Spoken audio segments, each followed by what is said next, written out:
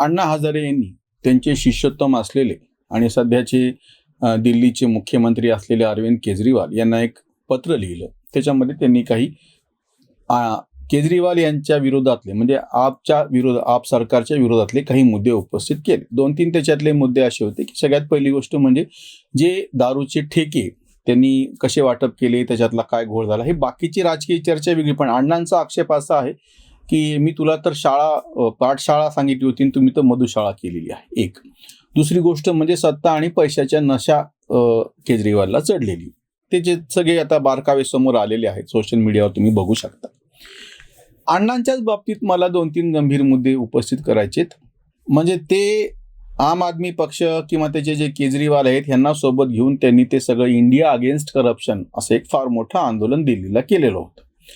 ह्याच्यातला एक भाग असा होता की जी सरकारी व्यवस्था आहे आणि त्याचा फायदा घेणारे जे राजकीय पक्ष होते तेव्हा काँग्रेस समोर होता. आणि ते 2G घोटाळा, निर्भया बलात्कार या सगळ्यामुळं एक सरकारच्या विरोधातलं प्रचंड मोठं असं वातावरण तयार झालेलं होतं. आणि तेव्हा नेमकं हे आंदोलन जेव्हा लोकांची मानसिकता तशी होती, लोकपालचा एक विषय अण्णांनी उपस्थित केलेला होता. आता तेव्हा सुद्धा काही तज्ज्ञांनी वारंवार असं म्हटलेलं होतं की सरकारी जी काही व्यवस्था आहे ती व्यवस्था कशी कुचकामी आहे, कशी भ्रष्ट आहे, त्या व्यवस्थेला लगाम घालण्यासाठी काय करायला पाहिजे असं सुचवत असताना परत एक नवीन सरकारशी संबंधितच व्यवस्था अण्णा सुचवत होते, म्हणजे लोकपाल आणा. अरे जे सध्या न्यायालय आहे, जे सध्या भ्रष्टाचार विरोधी जे काही सरकारने व्यवस्था केलेली आहे, अँटी करप्शन ब्युरो आहेत, हे सगळे कमी पडले की काय म्हणून तुम्ही एक नवीन लोकपाल त्याच व्यवस्थेमध्ये सांगायला. म्हणजे ते जे घाण पाण्यामध्ये डुकरं लोळत आहेत त्या डुकराला स्वच्छ करून परत ते त्याच पाण्यामध्ये जाते की जेणेकरून घाण होईल. मुळात त्या लडबडलेल्या त्या डुकराच्याच बाबतीमध्ये पाणीच घाण होणार नाही अशी जर व्यवस्था केली तर पुढं काहीतरी होईल. असा कुठलाही मूलभूत बदल अण्णा सुचवत नव्हते. भ्रष्टाचारच्या विरोधामध्ये इतक्या प्रचंड प्रमाणात सगळं आंदोलन उभं राहिलं, लोकांनी साथ दिली. पण ह्या भ्रष्टाचाराची गंगोत्री मुळात सरकार आहे. सरकार समस्या क्या सुरजा आहे, सरकार खुद समस्या आहे असं आम्ही शेतकरी चळवळीमध्ये वारंवार म्हणत आलो होतो. शरद जोशींनी ती घोषणा हे केलेली होती चळवळीमधली. ह्याच्या बाबतीमध्ये अण्णा काहीच बोलायला तयार नव्हते, तेव्हाही नाही आणि आताही जेव्हा की तुम्ही ज्यांच्या विरोधात बोलत होते ते तर काय भ्रष्ट होते कशी ती गोष्ट वेगळी. पण आता तुम्ही स्वतः म्हणजे हे अण्णाचे शिष्योत्तम असलेले अरविंद केजरीवाल 1-2 नाही कितीतरी वर्षांपासून सलग 3री निवडणूक आता जिंकलेली. आधी त्यांनी भले काँग्रेसच्या पाठिंब्यावरती सरकार स्थापन केलं, नंतर ते स्वतः होते आणि आता परत मागच्या वर्षी निवडून आलेले. मग तुम्ही काय असा नमुना समोर उभं करू शकले, ह्याचं उत्तर अण्णांनी द्यायला पाहिजे. केजरीवाल काय देतील, त्यांच्या विरोधामध्ये काय आणि कशा हे चालू आहे ती सगळी गोष्ट वेगळी.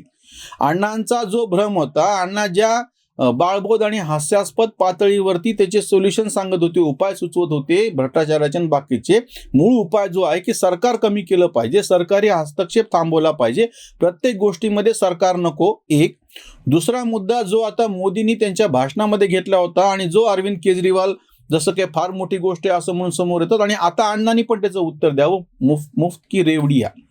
हे जे फुकट वाटप आहे की पाणी, वीज असो, शिक्षण फुकट द्यायचं, कोणी सांगितलंय, मागितलं कोणी होतं एक लक्षात घ्या.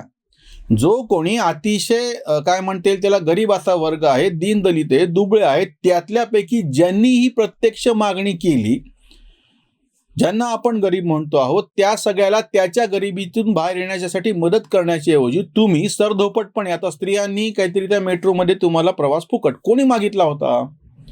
ज्यांच्याकडे आर्थिक क्षमता आहे अशा स्त्रियांना सुद्धा, केवळ ती स्त्री आहे अगदी लब्ध प्रतिष्ठित उच्चवर्णीय अतिश्रीमंत घरातली पण केवळ स्त्री आहे म्हणून तिला प्रवास फुकट. हे कुठल्या डोक्यातलं आहे? म्हणजे ते नेहरूंनी समाजवादी व्यवस्थेने ज्या पद्धतीने ज्याला हिंदू ग्रोथ रेट या नावानं उपहास केला जायचा आपल्याकडच्या आर्थिक विकासाचा, तेच अप्रत्यक्षरित्या तुम्ही समोर आणले ना. आता तो विषय गांभीर्यानं समोर आलाय, सर्वोच्च न्यायालयाच्या समोर आहे आणि बाकीच्या अर्थक्षेत्रातले तज्ज्ञ पण सांगतात की मुफ्त की रेवडिया ही गोष्ट चालणार नाही. ह्याच्यातून सगळ्यात मोठा विकासाला अडथळा येतो आहे, धोका निर्माण होतो आहे आणि जे करायचे ते कामं होत नाहीयेत ना. पाणी मागितलेलं होतं का तुम्हाला फुकट? वीज मागितलेली होती का फुकट तुम्हाला? किंवा आता आपल्याकडे महाराष्ट्रामध्ये सुद्धा दुपारचं जेवण शाळेतल्या मुलांना फुकट. कशासाठी? अक्षरशः ज्या शाळेत माझी मुलं शिकत होती तिथे जाऊन मी अर्ज दिला त्यांना, किंवा मला हे तुमचं फुकट नको, माझ्या पोराच्या नावाखाली म्हणून जे फुकट रेशन येणार आहे आणि त्याच्या निमित्तानं जो काही भ्रष्टाचार होणार आहे तो सगळा बंद करा. मी लिहून देतो की आम्हाला ही नका देऊ म्हणून तुम्ही. किंवा आता गॅसच्या सबसिडीच्या बाबतीमध्ये आपण लोकांनी सबसिडी सोडून दिली, तुम्ही कारण नसताना तथाकथित मध्यमवर्गीयाची काळजी करायची म्हणून ह्याच्यापेक्षा या मुळाशी आम्हाला आवर्जून चर्चा न्यायची. आणि ज्याच्यासाठी अण्णासारखे की जे विचित्र पद्धतीने, आणि बरं हे विषय असे असतात, बरं बाकीच्यांवरती आरोप तरी करता येतो की राजकीय अण्णासारखे तथाकथित स्वतःला राजकीय मोह नाही म्हणणारे सामाजिक पातळीवरचे, पण हे फार मोठा बुद्धिभ्रम तयार करतात. महत्वाची गोष्ट अशी की ज्यांनी मागितलं नाही त्याला द्यायचं कशाला. आणि दुसरी गोष्ट म्हणजे तुम्ही प्रत्यक्ष ज्याची खरं क्षमता नाही असे दारिद्र्य खालच्या लोकांची यादी करून त्यांच्या पुरते ज्या काही तुम्हाला ह्या लोककल्याणाच्या योजना राबवायच्या त्याचं ते लाभ कसे पोहोचवता येईल एवढं फक्त बघा. सर धोपट सगळ्यांना त्याच्यामध्ये घेऊन वाटोळं करायचं कशासाठी. जर हे शिक्षण त्यांनी म्हणजे तू मधुशाला कशाला वाटप करतो आहे, पाठशाला सांगितली होती असं जेव्हा अण्णा म्हणतायत, पाठशाळेतही आमचा आक्षेप आहे की तुम्ही म्हणतात की गोरगरिबांसाठी चांगलं शिक्षण भेटलं पाहिजे. वाक्य खूप चांगलं आहे. प्रत्यक्षामध्ये दिल्ली सरकारचे मंत्री, दिल्ली सरकारचे आमदार किंवा सगळे शासकीय कर्मचारी दिल्लीमधले याच्यातल्या किती जणांचे मुलं त्या शासकीय शाळेमध्ये शिकतायत. हे जे काही ढोंग चालू आहे ना गरिबांच्यासाठी करायचं म्हणून, म्हणजे गरिबांच्यासाठीच्या नावाखाली हे श्रीमंत होणार आहेत. अडचण इथे आहे त्याच्यातली. प्रत्यक्ष जो गरीब आहे त्याला त्याचा फायदा होत नाही हे वारंवार सिद्ध झालेलं आहे. म्हणून आता डायरेक्ट बेनिफिट ट्रान्सफर सारख्या ज्या योजना आहेत त्या फायदेशीर ठरतात कुठल्याही योजनेच्या संदर्भामध्ये. म्हणजे जर आदिवासी मुलांना काही द्यायचं असेल तर त्यांच्या खात्यामध्ये पैसे द्या, तुम्हाला दिल्लीच्या गरिबांना काही द्यायचं तर त्यांच्या खात्यामध्ये पैसे द्या. हे परवडतं. न की या बाबतीमध्ये तुम्हाला शिक्षण द्यायचे त्याच्या नावाखाली तुम्ही शाळा बांधणार, मग त्या शाळेमधल्या खोल्या कशा आहेत आणि बाथरूमला तुम्ही वर्गखोली कशी दाखवलेली आहे किंवा प्रत्यक्ष बांधकाम चालू आहे म्हणता की आम्ही ही शाळा बांधलेली आहे, अजून झालंच नाही पूर्ण. हे जे सगळं ढोंग आहे म्हणजे एकीकडून प्रत्यक्ष अण्णा जो आक्षेप घेतात तो पण खरा आहे दारूच्या गुत्त्याच्या बाबतीतला, की त्याच्यावरती त्यांनी परत माग घेतला आणि त्याच्यावरती आता गंभीर सगळे चर्चा आणि विश्लेषण आणि बाकी सगळं तपास यंत्रणा चालू आहे. पण त्याच्या विरोधात म्हणून मी तर शाळा मागितली होती. न्यूयॉर्क टाइम्समध्ये यांनी लेख छापून आणले आम्ही कशा पद्धतीने उत्कृष्ट शाळा चालवल्या. हा भंकसपणा आहे. तुम्ही फुकट दिलेली चांगली सुद्धा शाळा नको असं ठामपणे म्हणता आलं पाहिजे. हे तुमचं काम नाही आणि हे अण्णा पण म्हणायला तयार नाही. केजरीवालवरती ते टीका करतायत म्हणून सगळ्यांना अण्णाचं कौतुक वाटत. वस्तुतः अण्णा हे त्यांना त्या एखादी सरकारी यंत्रणा राबवण्याच्या बाबतीमध्ये सरकार कमी करायची होती, सरकार बलिष्ठ करा ह्या बाजूचे आहेत अण्णा. त्याच्यामुळे अण्णांनी हा जो आक्षेप घेतलेला आहे तो पण विचित्र आहे. ज्याच्यावरती घेतला तो तर त्याचे काय गैरप्रकार आहेत ते आहेच. पण अण्णा ज्या नेहरू व्यवस्थेने, ज्या सरकारी नियंत्रणाने प्रत्येक गोष्ट सरकारकडे नेऊन ठेवायची आणि त्याच्यातही ढोंग असा आहे की हे सगळं म्हणणारे, हे सगळे समर्थन करणारे प्रत्यक्ष स्वतः सरकारी व्यवस्थेचा म्हणजे त्याच्याकडे जातच नाहीत. जे म्हणतात असं की सरकारी शाळा चांगली ते त्यांचे पोरं तिथे शिकवत नाही, जे म्हणता येतं की सरकारी उपचार घेतले पाहिजे ते त्या स्वतःच्या कुटुंबियाचा कोणी तिथे जाऊन उपचार घेत नाही. सरकारी वाहन वापरलं पाहिजे ते स्वतः म्हणजे स्वतःची वैयक्तिक गाडी सरकारी पाहिजे हे बरोबर आहे, पण सार्वजनिक वाहतूक व्यवस्था सरकारने केली त्याच्यामधून हे अधिकारी आणि बाकीचे नेते प्रवास करत नाहीत.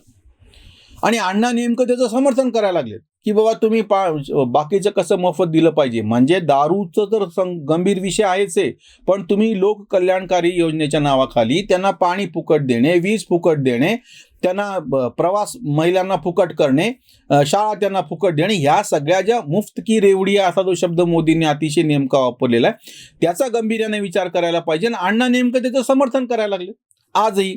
अजून एक महत्त्वाची गोष्ट म्हणजे की जेव्हा संरचना, जो मुद्दा आम्ही नागालँडच्या त्या दुसऱ्या रेल्वे स्टेशनच्या संदर्भामध्ये उपस्थित केला होता, जेव्हा संरचनाच्या संदर्भामध्ये रस्ते, वीज, पाणी आणि रेल्वे ह्याची वाढ होती, जाळं भक्कम होतं, त्याचा प्रत्यक्ष आणि अप्रत्यक्ष दोन्हीरित्या फायदा गरिबांनाच होतो. तंत्रज्ञान चांगल्या पद्धतीनं झालं, मोबाईलवरून बँकिंग झालं, याचा सगळ्यात जास्त फायदा छोट्या छोट्या हातगाडीवाल्यांनी, छोट्या दुकानदारांनी घेतलेला आहे. म्हणजे एकूण त्या ट्रान्झॅक्शन उलाढालीमधले 75% पेक्षा जास्त ट्रान्झॅक्शन उलाढाली 100 रुपयापेक्षा कमीचे आहेत. हे लक्षात घ्या मुद्दा.